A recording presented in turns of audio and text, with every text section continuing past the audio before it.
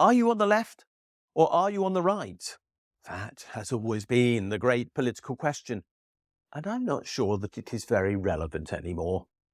I can't tell the difference between Labour and the Conservatives anymore. Yes, a little bit around the fringes. There are some Labour people who are clearly, in old-fashioned terms, to the left of some of the more barking mad members of the Tory party who are clearly on the far right now.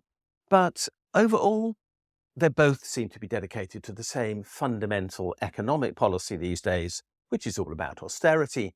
So is there any real difference between left and right in politics now? And is the dividing line in politics now anyway really about who controls the means of production, and therefore on which side of the fight between Labour and capital you might find yourself on when there is enormous confusion between those roles these days?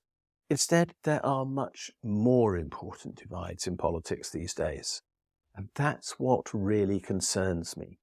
We're still talking about 19th and early 20th century arguments about capital versus labour, and left versus right, and wealth versus poverty, and all those things. But the reality is that because that rhetoric has remained stuck in a past era, arguing about situations that no longer exist, because we don't have, and let's be honest about this, and I'm grateful for it, the deep poverty that we had in the 1930s. The rhetoric should move on. And if it did, we'd talk about much more important things. For example, about care or not caring. To me, this is the most important divide in politics we've now got. Do you care that there are people who haven't got opportunity when some have? Do you care about the people who are stuck in mouldy social housing provided by the rented sector but paid for by local authorities, when there is the opportunity for them to have something so much better? Do you care about those who are left unemployed because the Bank of England wants there to be a buffer of unemployed people because it can't get its inflation calculation right? Do you care about the fact that some children are not provided with the opportunity that others enjoy? Do you care about the fact that young people are burdened with debt if they go to university, and yet we want them to go to university because we want their skills in the future, but we will be denying them the chance to save for their own homes, let alone their pensions as a consequence? Do you care? Seems to me to be by far the most important question that we can ask in politics now. And too often I see politicians who seem not to care. I do care. It's what fundamentally my politics is all about.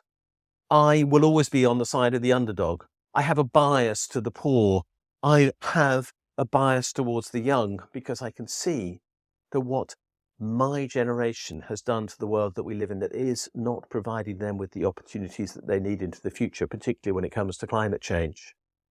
I believe we should care.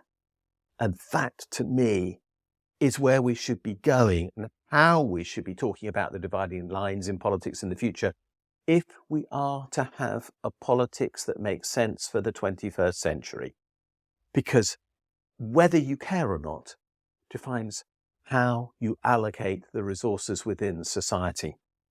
And if you don't care, the consequence is terrible for vast numbers of people.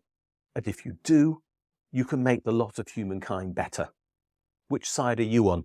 Do you care, or can't you be bothered to? I think that's a question we should all be asking. Thanks for watching this video. If you like what you've seen, please subscribe to this channel and push that bell button that tells you when we posted something new. You can also find me on Twitter at Richard J. Murphy.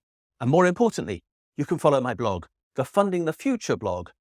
And if you do, you'll get daily updates on what is happening in our economy and in the politics that surround it.